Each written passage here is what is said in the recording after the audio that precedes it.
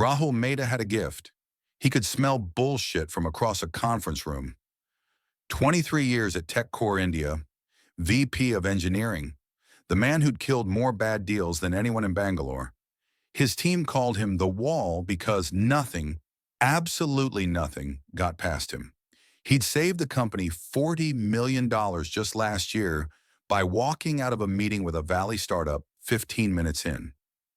His instincts were legendary, so when he walked into the conference room that Tuesday morning and saw the agenda, Manila-based startup, 18 employees, no VC backing, claiming to solve the problem that had destroyed TechCore's best engineers for 3 years, Rahul had already made his decision. 20 minutes. Out of courtesy. Then he'd write the rejection email he'd already composed in his head. His coffee was still hot. This wouldn't take long.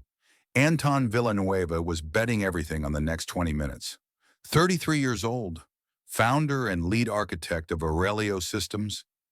He'd walked away from a comfortable job at IBM Manila 3 years ago because he couldn't shake an idea. An obsession, really. Everyone told him he was crazy. His father, a jeepney driver who'd worked himself to death putting Anton through college, would have been furious. I didn't sacrifice everything for you to throw away a good job on a dream.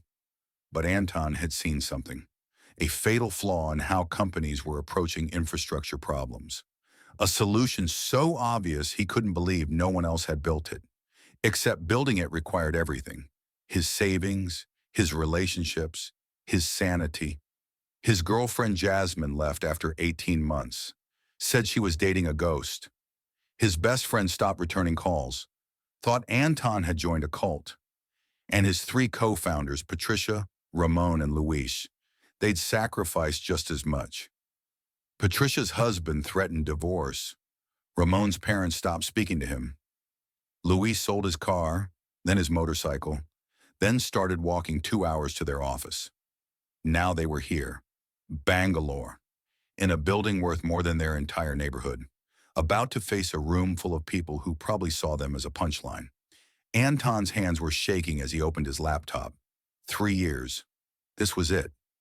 Rahul barely glanced up when they walked in. 4 Filipinos in wrinkled business casual. The tall one, Anton Villanueva, according to the name on the screen, looked like he hadn't slept in a week, or probably nerves.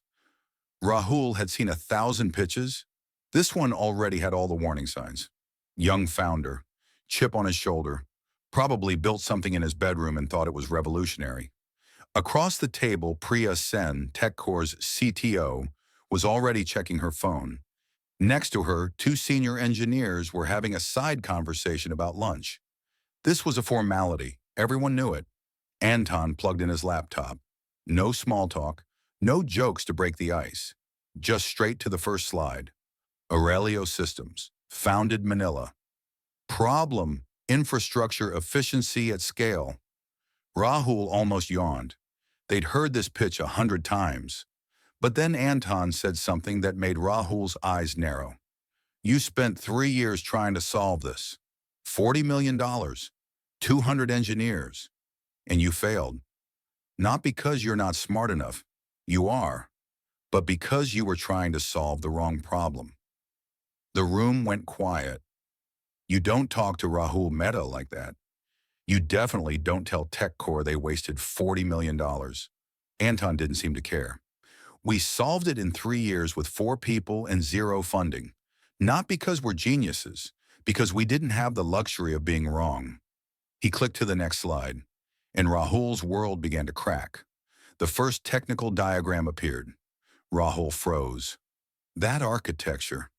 He'd seen a version of it in TechCore's failed Project Titan. They'd abandoned it because simulations showed it couldn't scale past 10,000 nodes. But Anton's diagram had 3 small modifications, 3 changes that completely eliminated the scaling bottleneck.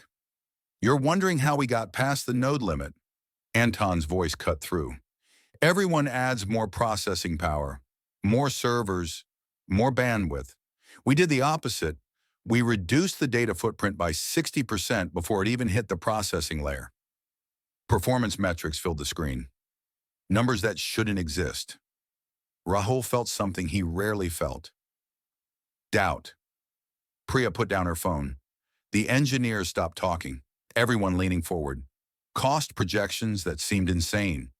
Implementation timelines that violated everything they knew. This wasn't theory. This was battle-tested. Every edge case addressed. Rahul found himself taking notes. For the first time in 5 years, Priya spoke up, voice edged. Impressive, but let's talk reality.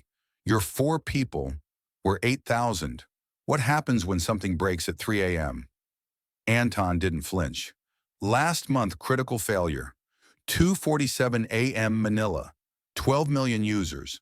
Client losing $200,000 a minute. Dead silence. Patricia caught it in 8 minutes. Ramon diagnosed it in 14. Luis deployed the fix in 22. Total downtime, 30 minutes.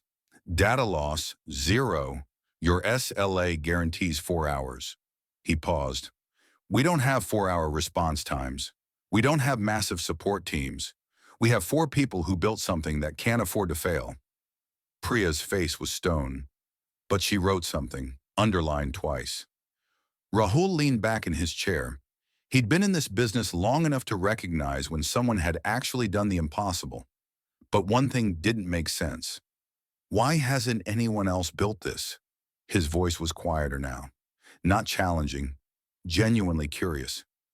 Google's looked at this problem. Amazon's thrown armies at it. We spent 3 years and 40 million. You're telling me 4 people in Manila saw something everyone else missed? Anton looked down at his hands for a moment. When he looked back up, something had changed in his expression. Less defensive, more tired. Because for you, this was a research problem, an optimization challenge. If you failed, you lost some budget and moved on to the next project. He gestured to his team. For us, this was survival. Patricia has 2 kids. She was working 3 jobs while building this. Ramon was sleeping in his parents' garage because he couldn't afford rent. Luis was 1 month away from having to go overseas as an OFW to send money home. And me? I'd burned every bridge I had. If this failed, I had nothing to go back to. The room was absolutely still. You were trying to build something better. We were trying to build something that would let us eat. There's a difference. 7 seconds of silence. You could hear the air conditioning. Then Rahul did something he'd never done in 23 years. He closed his laptop, gave them his full attention. Tell me everything. 3 days later, Rahul sat in his office at 11 p.m., staring at that diagram. 72 hours of simulations, stress tests, security audits, called in favors from MIT, had engineers in 3 countries verify the math. Everything checked out. He called his CEO. We need to move on the Manila team, now. By morning, TechCore drafted a partnership proposal, with Anton's team leading. Within a week, Bangalore was talking. Within 2 weeks, 3 other firms reached out. Within a month, a VC offered Anton $15 million. He turned it down. Didn't need it. 6 months later, Anton sat in his new office in Manila. Bigger space, better equipment. 23 employees now. His phone buzzed. Another partnership request, Singapore this time. He ignored it. Patricia walked by, smiled. She just bought a house. First time in her life. Ramon bought his parents a car. Luis was getting married. They'd won. Actually won. But at midnight, alone while everyone else went home at reasonable hours now, Anton pulled up his contacts. Found Jasmine's number, the girlfriend who'd left. He drafted "We did it" 50 times, never sent it. What would he even say? Outside, Manila hummed. Jeepneys rattling, karaoke in the distance. Inside, servers ran perfectly. Millions of users who'd never know his name. Patricia had sacrificed her marriage. Ramon lived in his parents' garage. Luis almost became an OFW. And they'd won. So why did Anton feel like he'd lost something he couldn't get back? He locked the door, walked to his car in a parking lot he now partly owned. The loneliest successful person in Manila. The Philippines hadn't shocked India. They'd simply paid a price India never had to consider. And once you pay that price, you're never quite the same.